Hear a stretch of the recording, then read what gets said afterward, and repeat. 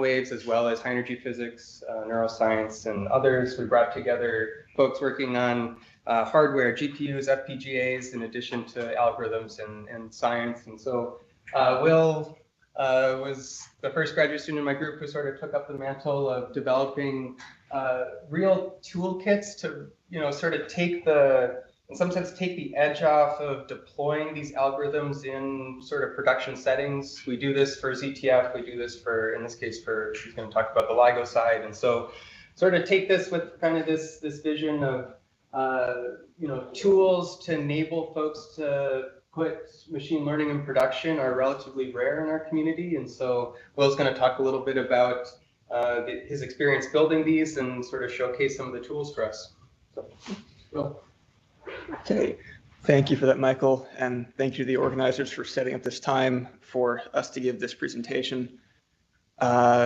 So as an agenda, I'm going to briefly try to motivate this demonstration of this tool that we have built with a few slides, and then I'm going to switch over to a Jupyter notebook, and I'm going to run live through some of this code. I'm going to show off some of the tools that we've built, and hopefully try to motivate why it is worth spending your time building these types of tools. So we're talking about gravitational waves, these large-scale ripples in space-time that we detect with, for now, ground-based interferometers. Primarily, I work with data from the Hanford and Livingston detectors, but in principle, we should be thinking about all of the potential future detectors as well. And how this kind of relates to this Transients from Space conference is, of course, through the context of multi-messenger astronomy, where if we detect a binary neutron star merger or potentially a neutron star black hole merger, there is the possibility for a electromagnetic follow-up attempt. And we would like to be very fast in making the detection, in making the parameter estimation and sky localization, and in sending out an alert for the community to follow up on. And machine learning is good for this. So what I'm actually going to talk about is binary black hole detection, because that's actually a lot easier to do. The binary neutron star problem is hard. The binary black hole problem is a lot easier due to the sort of shorter duration of signal, the greater concentration of signal to noise ratio in time, and is a good test bed for the kind of tools that we need to develop for doing this binary neutron star detection problem. So we want to use machine learning to be able to very quickly identify, detect binary black hole mergers. So let me take you through sort of the naive approach, which is our kind of first attempt at this. What we could do, we could download some long stretch of background data from LIGO. We could simulate some large number of binary black hole waveforms. We could take our background data, we could slice it up into different segments, we could inject waveforms into some fraction of them, we can whiten and augment and pre-process and have this large training data set that we can then run through our model until it begins to overfit, and then we can stop it training and we can test and see how well it does on actual data. And this is a sensible approach, just logically, but it turns out that you run into some issues, primarily issues of scale. So if we do this, our first attempt at this, we do okay. We can reasonably detect a real gravitational wave, but it is kind of subsumed in the background of glitches. And after some testing, it's not obvious from these plots, but after some testing, we can figure out that really the cause of this is that we didn't show our model enough data, enough variety of data during training. And that starts to present an issue in terms of the amount of data that we can have on disk, the amount of data that we can load into memory, the amount of I/O operations we want to have in the middle of training, and the rate at which training can occur. And this sort of motivated us to figure out how to scale up our algorithm to be able to handle large quantities of data. We developed two libraries. I'm going to talk about one of them today, the one focused on faster training, but we've also did one of these for faster inference at scale as well. This library is called ML4GW. I'm not going to go through all these features here, but the point is we've taken a lot of the things that we would have done in a kind of CPU-based way and done them using PyTorch modules so that they can happen on GPU, they can happen on the fly during training. And the idea is not just to build this library so that it is useful for our own purpose, but to build it so that potentially other groups, other researchers doing machine learning in the LVK can get some use out of it as well. Of course, this was motivated by our own use cases, so we're a bit biased towards the problem of compact binary detection. The hope is to make it more general over time, but after a couple of years of development, we're at a point where there are a few algorithms in our group using this to power their training, and it has really streamlined the process of doing this machine learning. So, I'm going to hit a few lessons learned, and then I'm going to go over to the notebook to take you through what this tool does and try to communicate why this has been so effective for us in getting our models to a deployment stage. So first lesson is do as many operations on the GPU as possible. Even if you think it is impractical, the time save that you get and the improvement in performance that you get is significant, and it's worth it. Designing things to be relatively general from the start is important. It's very easy to kind of fall into the trap of taking the shortest, I put that in quotes, path towards your goal. Of course, the other trap is to generalize too much from the start. So really, it's just do things correctly. But it's good to think about what use cases there may exist beyond your own and whether any of the tools that you are developing for your own use case could be applied to others. We have found that having this shared library that many people in our immediate group can use that mean that we're all working the same functions, the same classes, and that allow for scalability, it greatly simplifies our deployment. All of our tools are in the process of being reviewed for production use within the LVK, and it has been very helpful to have this library that all of us can work with. But right now it is primarily just our group using these tools. It would be even more beneficial if we could get people outside of our group to come in and at least tell us what their use case is. Ideally, to help make PRs, to help develop it further. So last lesson learned is that community-driven effort is a necessity for progress in this area. Okay, with that, I'm going to switch over to this Jupyter notebook. Let's see, that's visible enough, I think. Is that? Okay. This tutorial has two parts. It has an overview of many of the features of ML4GW with some demonstrations, and then at the end, I go through this kind of small-scale training of an end-to-end BBH detection model that just strings all of these tools that I'm showing you together. The goal of this is to introduce and demonstrate how to interact with ML4GW, which potentially is relevant for people in the crowd, but I hope at least seeing how we have designed this may be useful as you think about developing ML tools for your own use cases. I want to show why these tools are useful for doing machine learning, what benefits they actually bring quantitatively. And then I want to highlight how this kind of basic software development has helped us create our own particular algorithms. So we're going to go through this notebook as though our goal is to build this BBH detection model with a couple of excursions.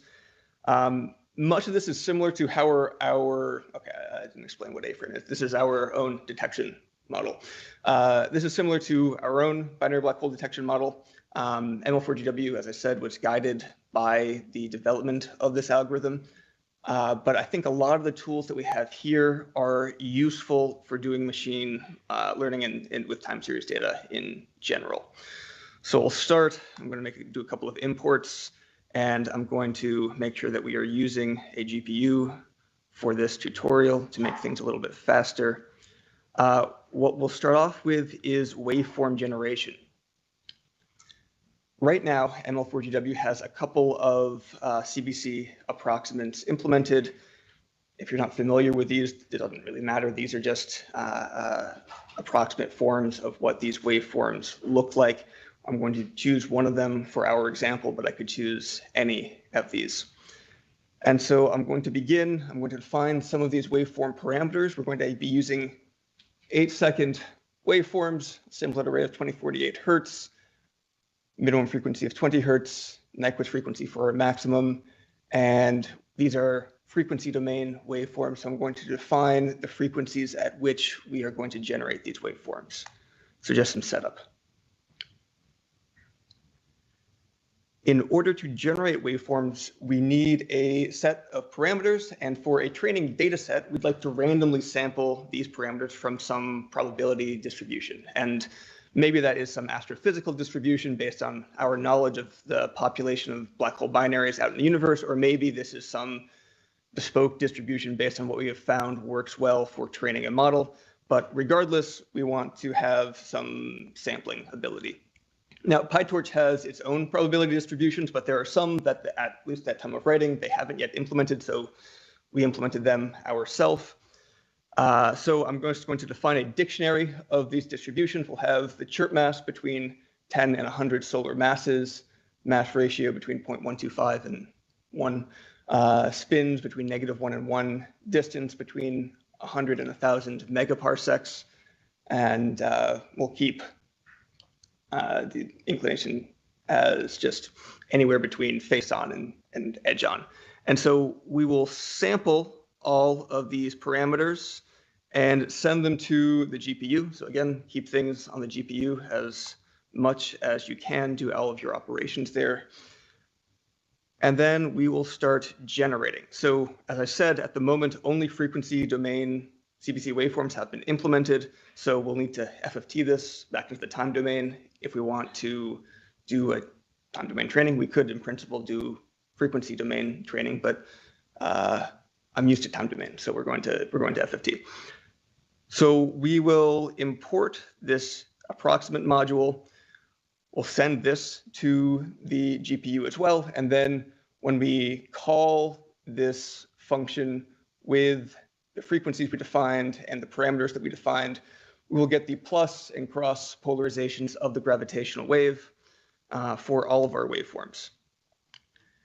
So it took around 200 milliseconds, I did some benchmarking offline, to generate these 1,000 waveforms.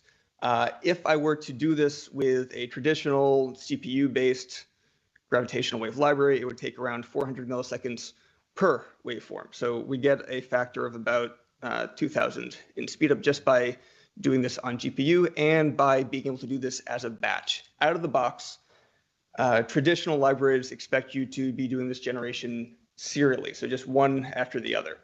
The nice thing is that with PyTorch, you can do this as a batch. You can handle all of your waveform generation in one fell swoop. So if I were instead to have just done a single waveform, with ML4GW, it still would have taken me about 70 milliseconds to generate that one. So the batching is really, really efficient when it comes to generating or for doing any of your operations. And of course, there are tricks to take and speed up these traditional libraries, but just for out-of-the-box performance, as what a user might expect, this is a lot faster. Okay, we now have the plus and cross polarization for 1,000 binary black hole waveforms in the frequency domain. I'm going to plot one of these just to take a look.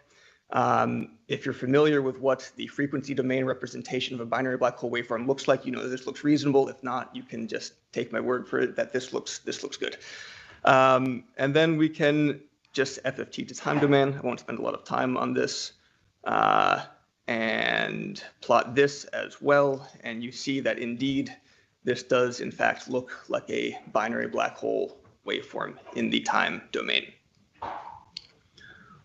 Once we have our no, this is just the first one.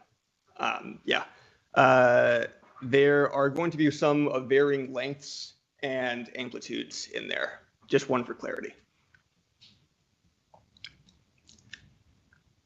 Once we have our polarizations computed, we need to project each of them onto the interferometer to understand what the response of the interferometer is, what we would actually see if we were collecting data as this wave passes through us. So we have some tools for doing that as well. At the moment, this projection is kind of the most basic form where we assume a fixed orientation of the source and the detector, which is very reasonable for these BBH waveforms that are only at most a few seconds long. In the future, I think it would be nice if we implemented some accounting for the Earth's rotation and orbit for dealing with long duration signals. But for our purposes here, this is entirely fine. So what I'm going to do, I'm going to define some more probability distributions to deal with the sky location and the polarization angle of the wave. I'm going to sample those probability distributions and send the resulting parameters to the GPU.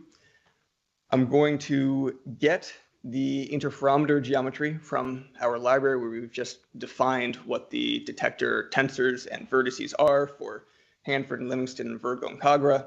And then we will compute the observed strain based on this geometry and based on these polarizations. So we'll run this. And I did a little bit more benchmarking. It took around 8 milliseconds to project 1,000 waveforms onto 2 detectors using this library, whereas with traditional libraries, it takes around 90 milliseconds per waveform per detector. So it is quite a bit faster. And this kind of speed up is what lets us in the future do stuff on the fly during training.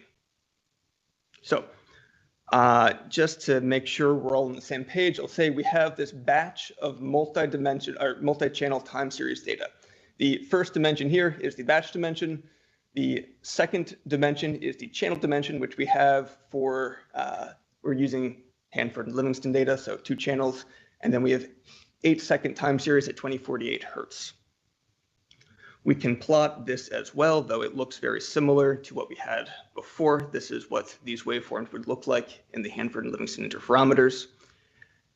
And now we can go on to kind of do the pre-processing we would want to do in a machine learning setup. So, right, now that these are generated, we might want to calculate their signal to noise ratios. Side note, I'm not really a transient person. I saw a lot about SNR as supernova remnant yesterday, and it confused me for a while until I figured out what that meant. I'll clarify here. Signal to noise ratio is what I mean by SNR for the duration of this presentation. Right, so we might want to calculate their SNRs with respect to some background data. So in order to do that, we need the power spectral density of the background, and we have a module, this spectral density module, that can take in a batch of multi-channel time series data and compute the PSD along the time dimension. So I'll define a couple of configuration parameters, the FFT length that we use in computing the PSD. We'll pass it the sample rate. We'll average by taking the median. And I have some data that I just downloaded from LIGO's open data previous to this. So I'll load that in and I will compute the PSD of this background. It's taking a little while because I'm importing some stuff and loading some data, but the actual PSD calculation to do this nearly 8,000 second segment of data takes around 45 milliseconds compared to around 1.7 seconds to do this with traditional tools. So there's good scaling both in terms of the batch dimensions, the number of samples you want to compute the PSD of, but also in the length of the time dimension. Again, we can plot this to make sure they look as expected. And if you're familiar with the noise curves of LIGO, this looks reasonable to you. If not, again, you can take my word for it that this looks right. With the PSD from Hanford and Livingston, we can calculate the SNRs of the waveforms we generated. So what I'm going to do, there's some details here that I don't think I need to get too far into. The point here is that we have the tools to calculate the SNR.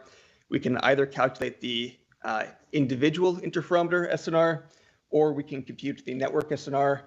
I make a note here that there's probably no reason to have multiple functions to do this. So this may, some functionality may change in the future. We're still developing, but we can compute the SNR to each interferometer as well as for the network as a whole.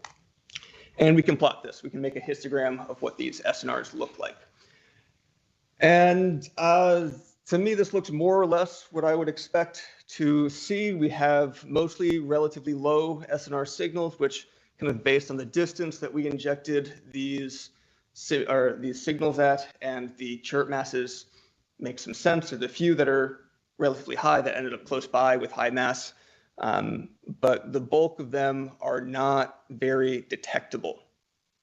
So what we can do is we can rescale our waveforms. We can imagine that we actually just brought them closer and increased their amplitude, and so scaled up the SNR. And this, in the context of machine learning, can be useful for doing something like curriculum learning, where we start off with high SNR signals. We start off showing our model SNR, I don't know, 12 and above. And then as the training progresses and our model kind of figures out what's going on, we could introduce lower and lower SNR signals to help drive down the threshold of what our model is able to detect. So I'll start by creating an array of target SNRs based on a power law distribution that kind of roughly matches the distribution we had naturally, but has a minimum SNR of 12. So I'm using this power law distribution from before.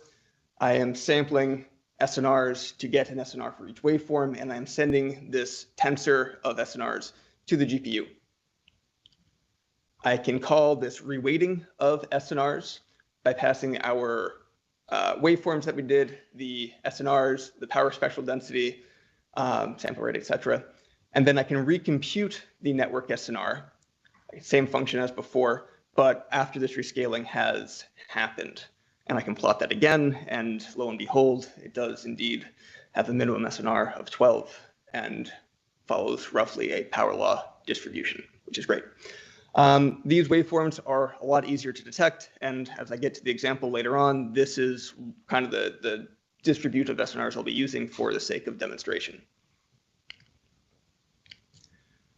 Get into data loading now, which is something that I think is overlooked a lot when it comes to scaling up a machine learning model. There is, as you scale up the size of your data, the amount of disk space that you're taking up becomes more and more unmanageable.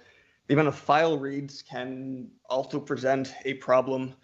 And so it's important to think about how you're going to efficiently load your data from disk, because, right, as I say here, it is beneficial to provide as much variety in data as possible. We, and by we, I mean the LVK, benefit from having multiple independent detectors, which allows for combinatorially more background samples than a single detector would, because they don't need to be coincident. So if I have a background sample from Hanford from this time and from Livingston from some other time, I can pair them together. That is a valid noise realization that I can show my model as something that it might encounter as it is looking at data.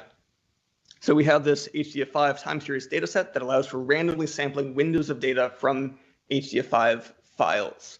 So I have a set of background files here that I downloaded ahead of time. Now, we could chop this data up into samples prior to training, but we are limited by the number of samples that we could create and fit on disk. So instead, what we can do during training is grab the data we need for each batch by randomly sampling data from all of these files and slicing it up on the fly, which we have, I mean, it's finite, but essentially it's unlimited data we have to train on. So I'm defining a couple other parameters up ahead. I'll give you a little explanation of what I am doing. The idea is that as we load this data, we're going to want to take the first part of each sample that we load, estimate the PSD of that segment, and use it to whiten the following few seconds of data. So here I'm just defining how much data, how many seconds of data I'm going to use to estimate the PSD, how long in the time domain is my whitening filter, what is the size of the data that I'm going to show my network. Yes, all of this stuff. And running this and doing the imports is going to take just a moment, but there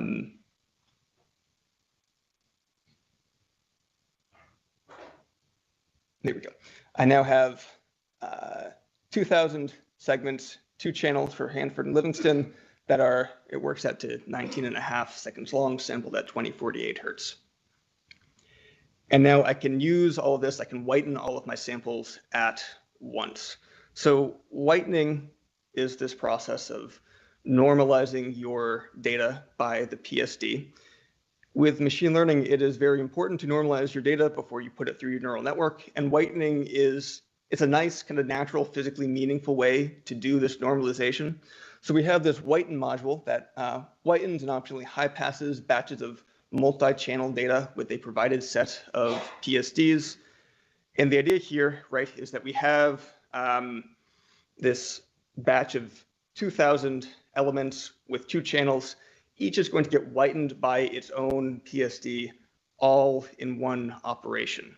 So I'm going to calculate the PSD of all of these samples first, and then I am going to whiten all of them at once with those PSDs. And it's done. So it took about 91 milliseconds to estimate the PSD of 4,000 elements using ML4GW compared to a total of 16 seconds with normal methods. And then whitening is also kind of similarly accelerated by being able to batch and being able to do this all on GPU.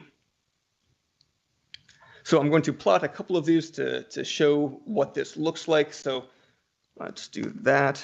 So unwhitened, you can kind of see that we're dominated by low frequency noise in our background data. After whitening, you can see that this follows kind of the zero mean unit variance Gaussian process distribution, and all the frequencies are more evenly represented here in our background.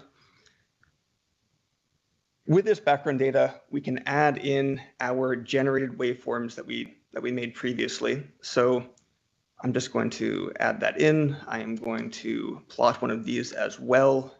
And yes, the background unwhitened looks about the same as before.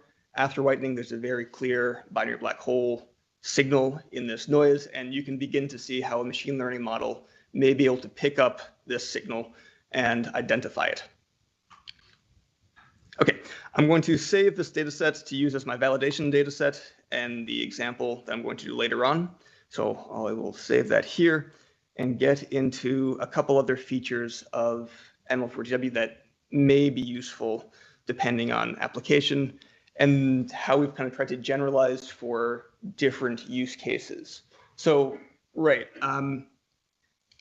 if we wanted to, we could stop here and just start training a time domain model with the data that we have. That is how our own detection algorithm works, and it's what we'll do in the example. But another thing we could do is transform our data into the time frequency domain and create spectrograms and treat this as an image classification problem, because machine learning has put a lot of time and energy and development into image classification problems, and this may be useful depending on what exactly you are trying to do. So we have a couple of methods for doing this, the multi-resolution spectrogram and the Q-transform. I won't get too far into the details here. I think essentially we are trying to take in methods that other pipelines, other tools within the LVK use for theirs and mimic them and translate them so they could run on GPU and run by taking in batches of data and just be accelerated for various use cases. So I will import this. I'm going to define with some parameters that for our example here don't matter too much, but essentially define the shape in the specific way that the data gets transformed. So I will pass our whitened injected data into each of these transformations, which processes the entire batch of data at once, and I'll plot the first sample to show what that looks like. And yeah, I think it will be a good demonstration of why this might be easier, why your data representation might matter for the kind of problem that you are doing. So this is the loudest binary black hole signal in our data set, and it stands out a lot from the background. For something that we have considered when it comes to the binary neutron star detection problem is that the length of the signal is a challenge. It makes it hard to detect and fit all the data into memory and run it through a model all at once. If we instead transform our data and do some interpolation to effectively downsample it, this may be an easier problem to address. And it's something that we have explored and found that, at least for binary neutron stars, treating this as an image classification problem does work better. So I think that is another thing to keep in mind, that your data representation matters as you train a machine learning model. So this is the spectrogram. The one I prefer a little bit is the Q transform, which I think highlights the signal a bit better. The frequency scales are different between the two plots, which is why they look so different. But the key takeaway here is that we are about 200 times faster at computing these transformations when we use GPUs and when we do this as a batch than traditional methods would be. And this is what enables us to actually do this as part of a machine learning pipeline. If you wanted to, you could, in principle, in the middle of training, take your data, run it through in a loop through these traditional libraries and send it to the GPU. But at this point, you're spending almost all of your time waiting around for these transformations to happen, and the scale of data that you can effectively process goes down by a lot. So there are a couple other transforms that I won't go into today, but there are things that we have implemented that are hopefully generally useful for the gravitational wave community. Okay, the last point I want to touch on before we get into the example training is architectures. For convenience, we have implemented a couple of basic neural network architectures so that someone who wants to come and try doing machine learning in the context of gravitational wave physics doesn't even have to implement their own architecture. They can take ours out of the box. We are going to be using a 1D ResNet just because that is what we use for our own algorithm. This is mostly a copy of PyTorch's. There are a couple of optimizations we've made to it to make it better for our own use case and make it a little bit more general. But the idea here is that you can simply import this architecture module and define your architecture by specifying the configuration you would like it to have. Yeah. Okay, great. So I'm now going to go into the example training setup. Before I do, are there any questions, comments from the audience? Yes. Could you maybe say something about the state of the documentation and your experiences? Yeah. This is most of the documentation that we have for it, this notebook. No, we have autodocs at the moment. It is pretty good. Our documentation within the code is pretty rigorous, and so the autodocs that get generated are also fairly detailed. We have a read the docs set up for it. It needs a little bit more at the moment. I think some of these examples should be taken and put into the read the docs, and then I think it would be good to have a little more description of some of these functions, but for the most part, it is complete at a basic level. I guess the comment I think is it seems like there's a very wide menu of tools. Mm-hmm. And, trying to find what you need in a big menu would be difficult. So. Yeah, no, you're right. No. This is meant to be a general library, and I think as we set up the documentation a little bit further, we would, be splitting these off into, if you're looking for gravitational wave utilities, these are what we have available. If you're looking for data loading utilities, here's what we have available, etc. It is intended to be, if you are doing machine learning and gravitational wave physics, we want this to end up as sort of your one-stop shop, sort of like the GWPy for machine learning, if you're familiar with GWPy.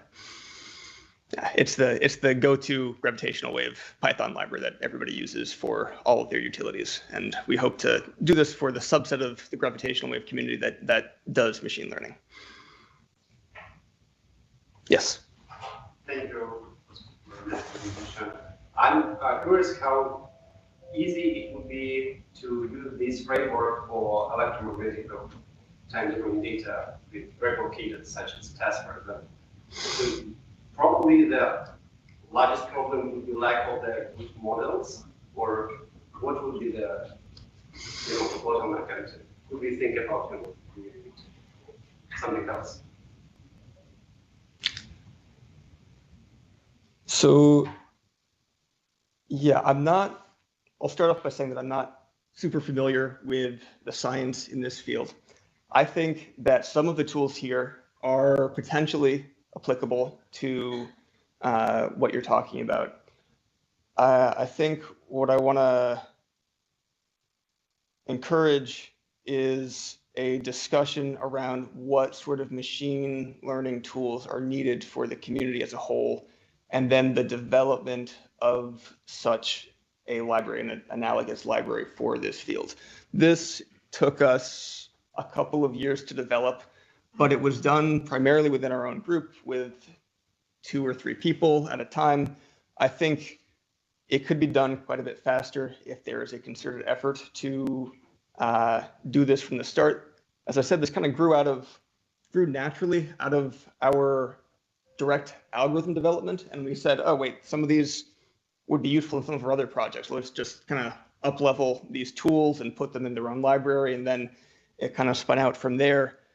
Whereas deciding to directly develop a library like this would be a lot more efficient. I don't know if that answers your question whatsoever, but I'll also highlight that, so with this, if folks are interested, we have a very similar tutorial notebook for architectures we use within ZTF and deploy at scale there, and I can point you to a similar notebook for that. There we don't have I think one thing that'd be nice to come out of workshops kind of like this is an ML for optical, type of thing. yes. I will say, I think there's, within the gravitational community, there's, as you can tell, maybe a bit more kind of pre-processing that needs to be done than you necessarily need to do when you get a alert packet from ZTF or Rubin. So in some sense, our problems are a little easier on the optical side, but for those that are interested, we have a notebook for you if you want to take a look. Please share the slide. Yeah. Okay, so I'll just go through this example training setup, which kind of takes all these tools that I've introduced and loops them all together to make a kind of coherent binary black hole detection algorithm. It uses the PyTorch Lightning framework, which is a framework that I recommend for getting a lot of nice features out of the box. It has, I think, a little bit of a learning curve to it, but it also prevents you from needing to learn how to do the direct implementation yourself, so it's worth spending time looking into and figuring out how to make it work. So I'll start by clearing the GPU, and then I'm going to run this enormous block of code and a couple other pieces, and then I'm going to come back and explain what I just did so I can start training going while I talk. So this large class contains sort of the abstracted idea of a model, a capital M model that describes how I'm going to load the data, how I'm going to pre-process the data, how the data is going to be validated, how my machine learning model is going to be validated, rather. And I'll go through, I think I'll start at the bottom, and I'll go through how each piece of this works and how it relates to what we were talking about earlier. So there are a number of functions here.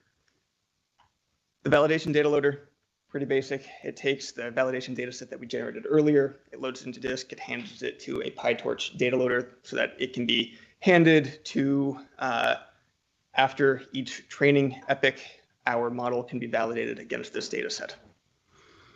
A little more interesting is the training data loader, where we have set up this HDF5 time series data set, as well as this chunked time series data set, which I didn't get into. But what we're doing is we are loading a chunk of data from each of the files that I defined earlier, and we are sampling randomly from each channel of each file and combining these into training samples for a network to look at. And this is happening on the fly. So as training is progressing, we're sampling from each file, we're grabbing random data, we're passing it to our model, and so getting this combinatorially scaled data set that I mentioned earlier. Yeah, we have 5 files that are on average probably 12,000 seconds long. So it's not actually that much data in the grand scheme of things. It's less than a day's worth of data. But right, we can effectively get as long as we want.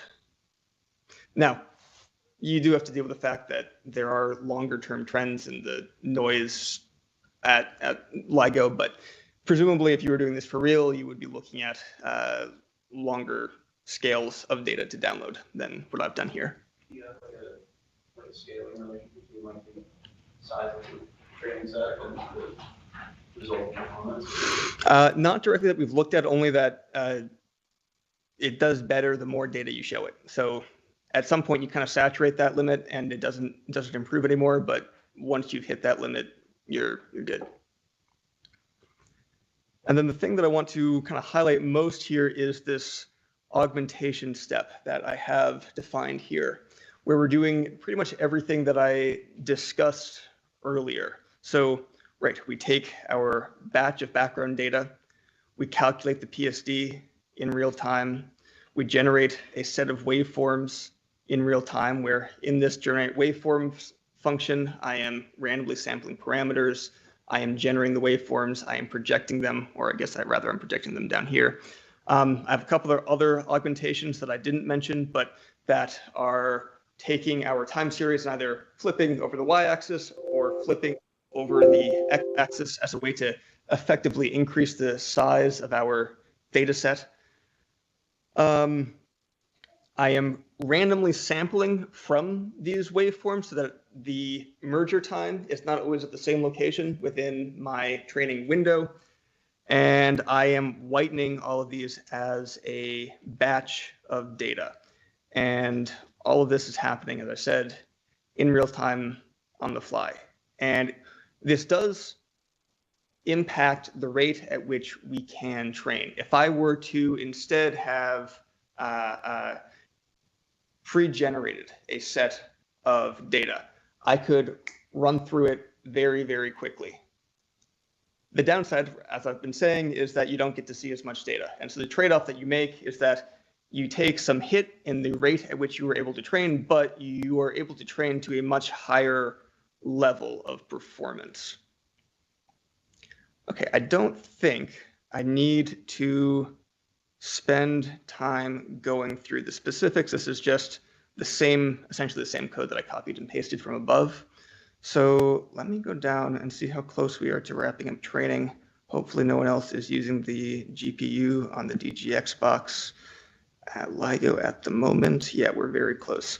So I just had this set to train for 25 epochs. That's enough to kind of, for our very generous SNR 12 and above waveforms, that is enough to get pretty good performance out of a basic model like this. We did also a fairly small architecture, which is why I can train relatively quickly.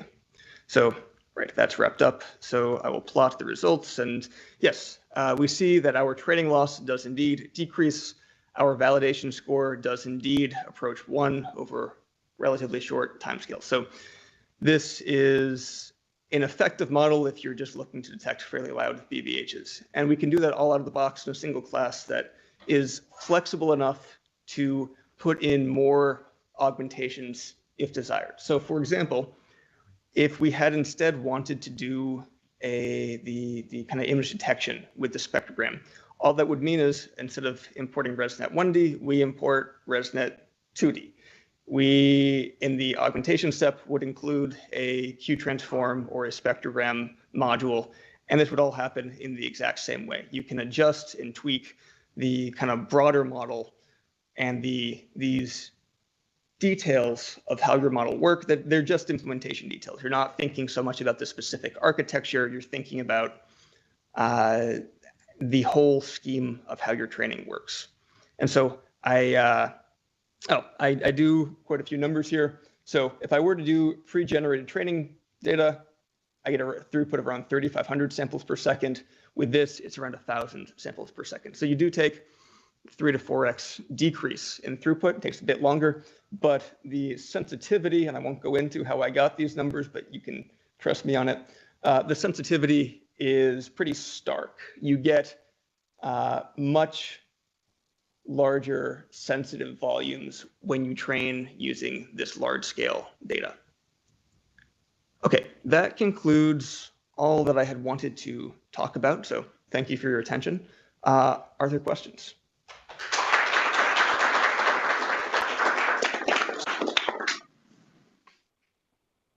Yes.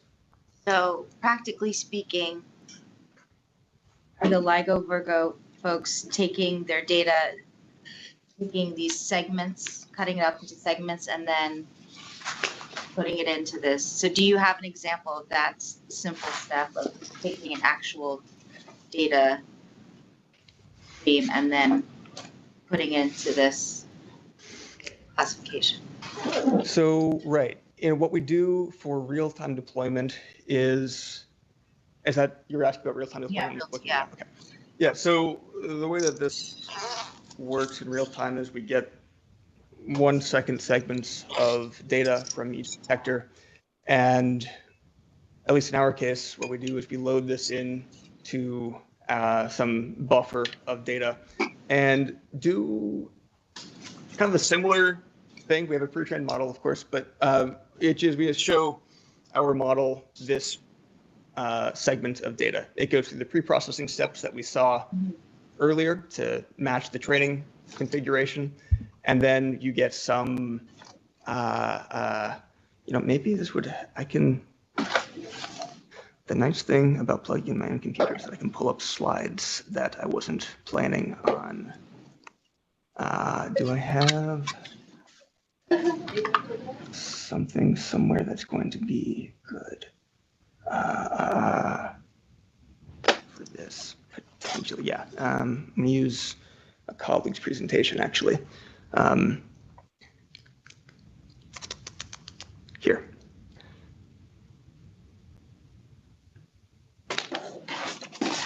So what we're essentially doing is mapping from this strain data to this time series of network output. And so we have, you can kind of tell that right here, there is some injected signal. This purple represents the window of our network. And what we do is so it corresponds to this single point right here. And as we slide this purple window across the time series, we produce this output of, this time series of network output. And then we do a little bit of post-processing where we do this kind of match filtering with a top hat filter to get a peak out, and then we can do peak finding on that to determine, is this an event that we think is an astrophysical event, or is it just noise? And this is all just kind of happening, streaming through our network in real time. It's very quick. Yeah, it is. The largest bottlenecks in our online deployment are coming from waiting for data to exist. And because it does get delivered in these 1 second packets, you need the full second to pass before it gets delivered to you. And also the data transfer, because the LVK has a lot of these low latency channels that get generated as data gets collected. And at the moment, this is getting changed, thankfully, for future runs. But at the moment, all of these channels need to be calculated before they ship the data over to the central location for processing, which means that it takes around 7 seconds before I can actually get my hands on the data to look at. Once I get it, it's less than 0.2 of a second to make a detection. And then uploading to our database also takes an amount of time. The part that we do is quite fast. Any other questions? If not, then, well, thank you again for your attention, and we can get into, I think, the talks for the day. Well, but it's not. Yep.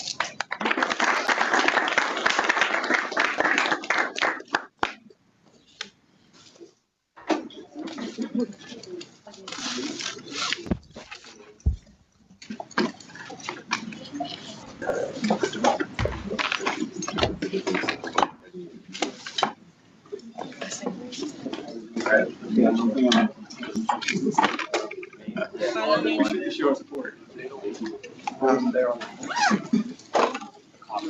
I saw that. I'm like, hell yeah. I'm just gonna put this. It's a good addition to Cambridge. ERB stuff that's going great. Time series stuff, I think. How are you?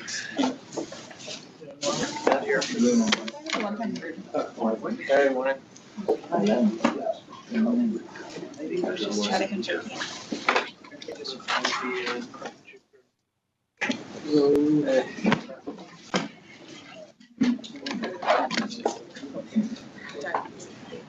How was the machine learning stuff? I've learned now. Yeah. There's to know. I'm a machine. Already.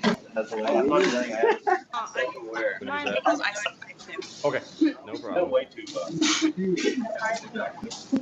She has a presentation now. Yeah. We can do that right before set.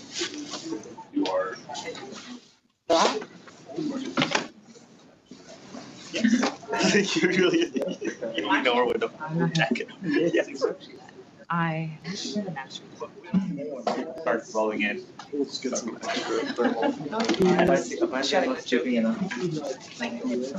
Yeah. His jacket. It's cold. You're good, right? Yeah. I cannot stay. When people arrive, maybe. It's really not the right person. Nice, we went under and see that. Yeah. Everybody's so smart here. Oh, okay. He doesn't care about us. Not caring too much about this. It's gonna be. Yeah, just. We can pull the room once people are in, like. Yeah.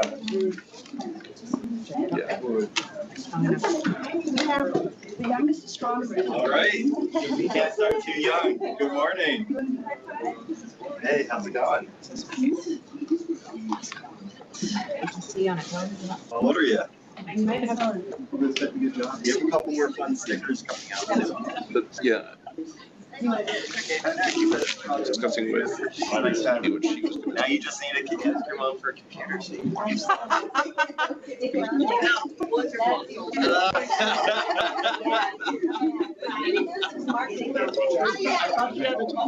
Oh, I understand.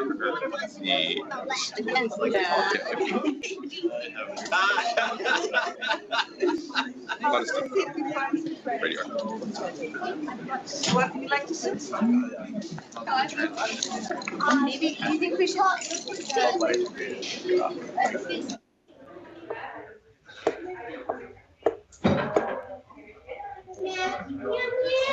Next time that you organize a workshop at 9 a.m.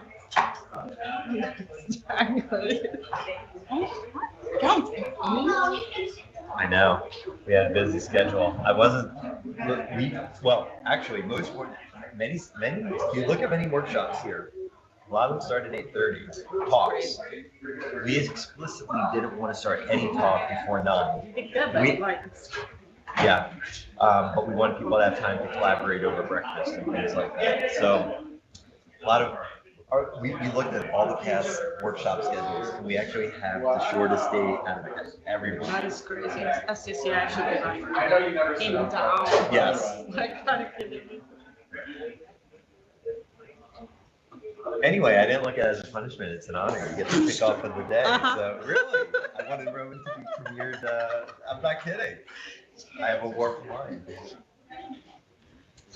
You owe me at least 3 copies. Take as much as you want. I'll move.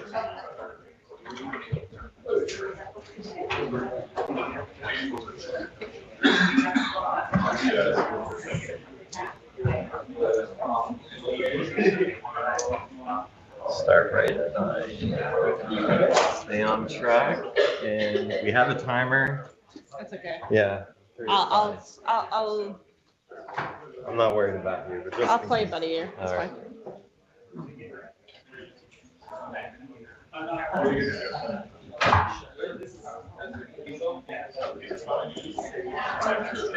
All right, it's officially 9 o'clock, so well, actually now we're 3 seconds late.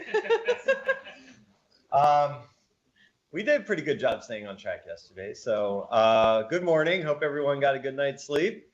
I know we shut down that bar and they kicked us out, but I think most people are still here this morning.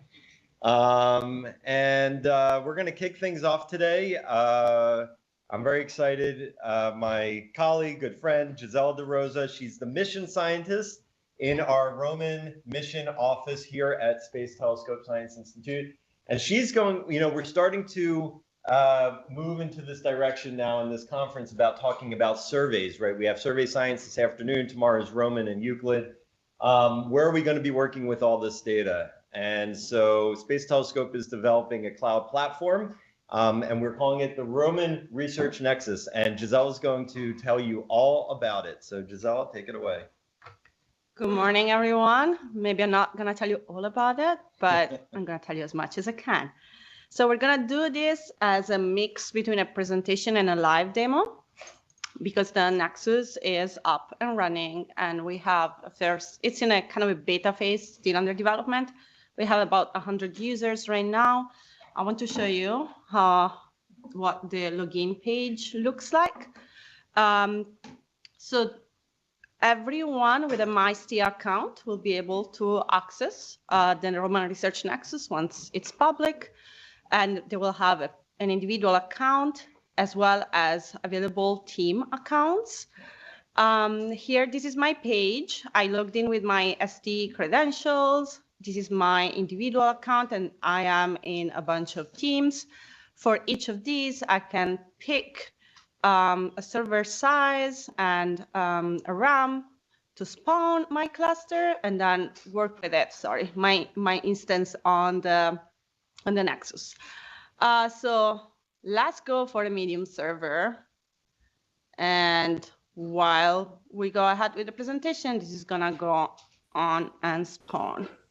Okay, so as already said, my name is Gisela De Rosa. I'm the mission scientist here, and I am the product owner for the Roman Research Nexus.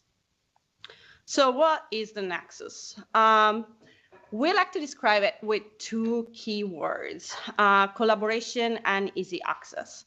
We're trying to build something that brings together tools, resources, and people so that everyone can do science with the Roman data. And so therefore, we're trying to aim for very easy access. So seamless, low barrier access to data, compute, and software to enable to explore new scientific frontiers. Clearly, there are some caveats. As I said, we are still in development. We are in the beta phase. And as well as the Nexus, all the tools that we're currently offering on the Nexus, they're also in development. The Roman data are not yet available, so everything that we're working on right now is focused towards preparing the community to play with Roman data, so simulated data, processing pipelines, and so on and so forth. So what is the Nexus? The Nexus is a deployment of the Jupyter Lab environment on AWS and provides users with the necessary software storage and compute resources to work with data in the cloud. So we're providing a stable software environment to ensure reliable access and performance. While we are providing a software environment, anyone can create their own personalized environment and they can install their own software. We're trying to help users understand how to work within the cloud framework to facilitate creating new workflow with the large surveys that we're going to be dealing with in the immediate future. We're trying to accelerate how we do science and open new ways of doing science by fostering innovation through accessible and scalable resources. So that's why we're using AWS in the cloud. And we're trying to build something that is collaborative. Oops. Oh, sorry. That was you. They can't see this. Keep going. I'm sorry. We're trying to be something that is collaborative in the side and serves as a gathering space for community. So what does this mean? If you are used to other platforms like the Rubian platform, you might well know that there are no pre-configured teams. So you don't have a team infrastructure. So this is something that we are instead building for the Nexus.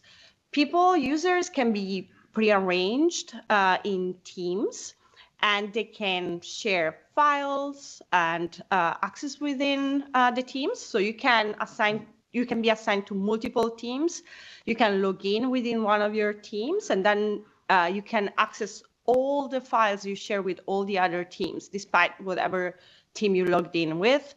You can share compute resources within the team, as well as storage and egress, and you can monitor the usage, the aggregated usage within the team.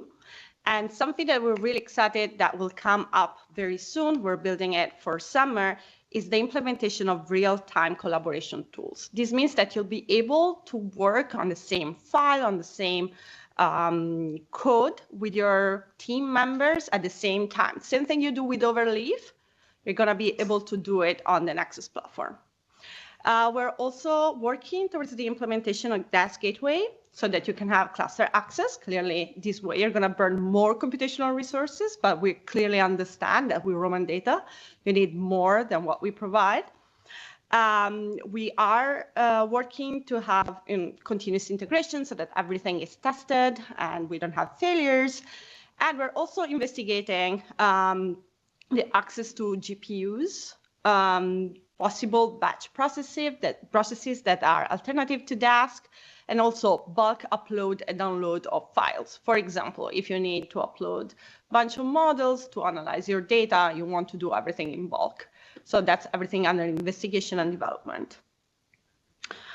So these are the current computing resources that we are offering. This is in addition to the Dask gateway clustering, clearly. This is what you start with, what the servers you spawn. There is a bunch of options. So the small server is really for basic investigations and basic analysis. This platform will be available to everyone. So if you have students that need to access it, right, this is the targeted account, for example, for students to just explore the data. Then we have medium server and large servers, one that is CPU optimized, one that is memory optimized, that we just started to offer to the community. Now, right now, the server offer is the same for both individual accounts and team accounts, but this will be updated in the future. What we're trying to do is trying to learn from our user base and trying to fit and tailor the computation offer based on the needs of the community. So we are currently in development, and this will be updated in the future. Okay, we offer a bunch of science functionality, and also this is organized differently than any other platform that you might already have access to. When you log into the platform, and I will show you, you have a lot of documentation and two different structures. You have tutorials and science workflows. So tutorials on the Nexus are Jupyter notebooks that demonstrate the specific usage of code or tools. The science workflows instead combine documentation and tutorials aimed to accomplish a science-focused use case end-to-end. So for example, if you want to learn how to simulate data with WFI, you can follow the WFI data simulation workflow and start from the simulated data to learn how to manage the files, visualize them, and analyze them. Or you can just pick your own tutorial and work on an individual piece of code. So we're really trying to make it flexible and very user-friendly. So we have 3 workflows that are currently implemented: observation planning, data simulation, and data analysis. Here, I'm going to give you an example for the data simulation. You learn how to use our WFI image simulation tool to simulate raw data and exposure level data. Then you learn how to manipulate the files, run the ramps through the Roman cal, which is the processing pipeline to obtain exposure level data, visualize this with a quick look tool, and then run the mosaic level pipeline, and so create mosaic images with your simulated data sets. This is an example of a tutorial where it's the visualization tutorial where we use IMVs that was developed for JWST to do quick look analysis on your data, Roman data. So what can you currently do on the Nexus? Well, you learn how to access data, Roman data, how to retrieve Roman simulated data from S3 buckets, so on the cloud, as well as to retrieve existing data from us through our interfaces. You learn how to use Roman data files. Roman data will be in ASDEF. They will not be in FITS. So this is a good opportunity to learn how to open the ASDEF files using our data models, access the metadata, and manipulate the arrays. You learn how to simulate, as I said, WFI images from level 1, which are your exposure level, your ramps to the exposure level that are the level 2, to the mosaic that are the level 3, as well as simulate astronomical scenes, which means go directly to data that are similar to exposure level are obtained much faster, but don't start from the simulation of the ramp. Then you learn how to convert, how to process your data. So convert your raw data into images at mosaic level with Roman Cal, which is the processing pipeline. And then how to do visualization and analysis on this data. And right now we have force photometry, measuring galaxy shapes on there, create cutouts through our AstroCat service, and also extract 1D Grism spectrum. There's a lot of software that is currently available, but as I said, you'll be able to install your own without any problem. And there are a bunch of things that are relevant to this community that are currently coming up. We are working on the implementation of the time domain workflow, and we are planning to release it by the next AAS. So within this workflow, you'll be able to simulate transients within the WFI data. With the WFI data simulator Roman ISIM, you'll be able to create cutouts and visualize them with a GIF for your variable sources, perform force photometry, and then build, visualize, and analyze your light curves. We're also building data workflow that is focused on the use of thermal vacuum data that were obtained during the campaigns for WFI, and we're enhancing our spectroscopic capabilities. So again, as I said, accounts will be both individual and team accounts. Any user with MySC account will be able to access the Nexus. Obtaining MySC accounts is very easy. You just need to sign up online. For team accounts, team may be automatically assigned to all the teams with approved Roman programs, and teams without approved programs will be able to request accounts with a very lightweight process. Now, everything will be handled through a credit system. So each individual and team account will be allocated a set number of credits that reflect the cost on AWS. The credits will be applied towards compute, storage, egress, in whatever distribution the users need. This is trying to keep things flexible and adaptable to the different science cases. All individual accounts will receive the same amount of credits that will replenish periodically, so this will be very transparent to users. Instead, for different teams can be allocated different number of credits based on their needs, and they'll be able to request additional credits. So how to gain access to the Roman Research Nexus? We've had multiple workshops. We had an internal validation workshop, then workshop with Roman partners, and at the previous AAS. If you attend one of the workshops, we give you an account and you keep that account for you to use. So if you have attended any of the workshops, you are able to log in on the Nexus and keep working on it. We are planning 2 more workshops, one at the summer AAS and one at the Roman Science Conference. These workshops have a double aim, right? On one end, we want to start building the user base so that we can we can gather feedback and at the same time train the community. The feedback is very important because we're trying to tailor our product to the needs of the community. So we collect feedback, we take it very seriously, and we plan our development based on the feedback. So before I go to the Nexus page, we're planning to release the Nexus in summer 2025. So this is coming up. In the meanwhile, if you want to stay informed, I invite you to join the Roman Science Collaboration and the Roman Science Forum. That's a very easy way to keep up to speed with everything that happens in Roman on a weekly basis. Here are the QR codes. I'm going to leave it there for a second, and then I'm going to move to the Nexus page so that I can show you what it looks like.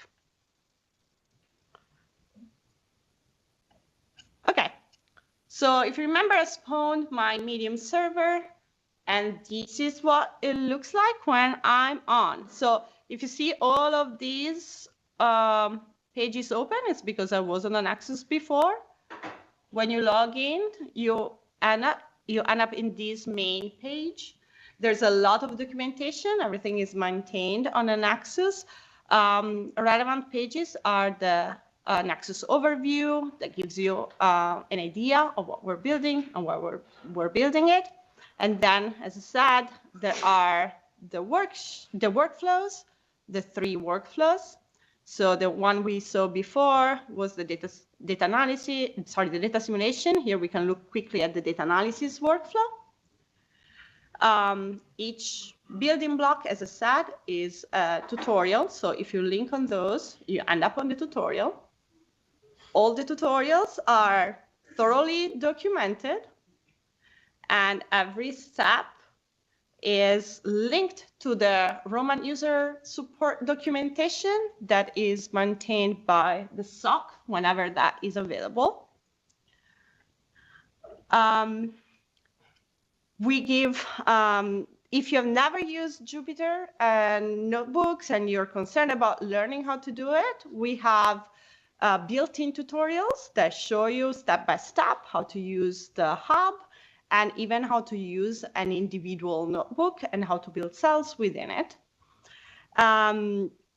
We have a description on how to work on a team, and one thing that people are useful, that is useful to users, is how to install extra software. So we have a detailed description on how to create your own environment, how to install your software, and how to share your environment, for example, with your team, how to clone it, export it, and share it with your team so that everyone is using the same environment.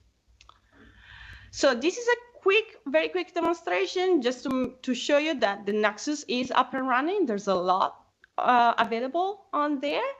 And I encourage you to contact us through the help desk if you have any question or you're interested in joining.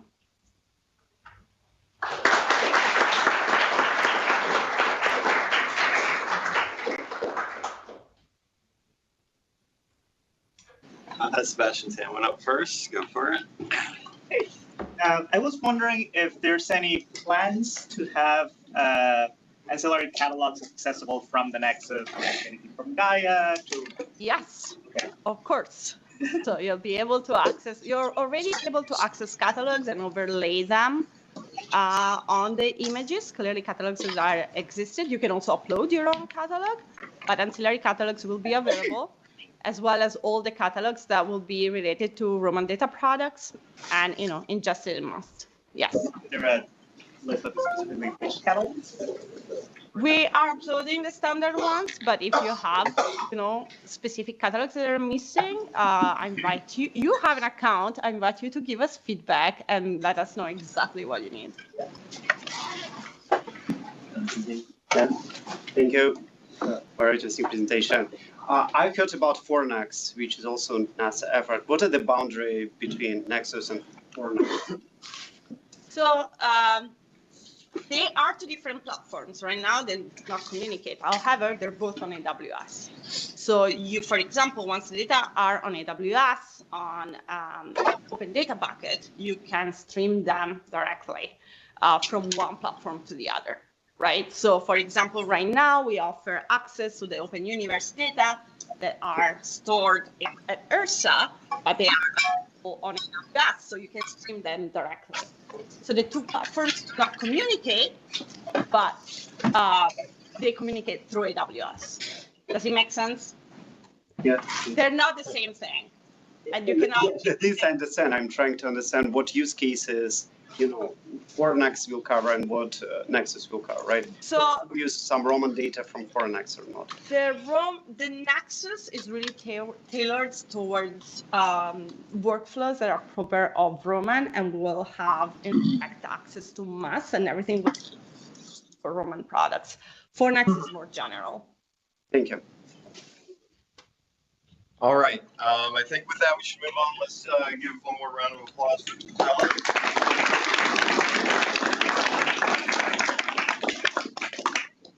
And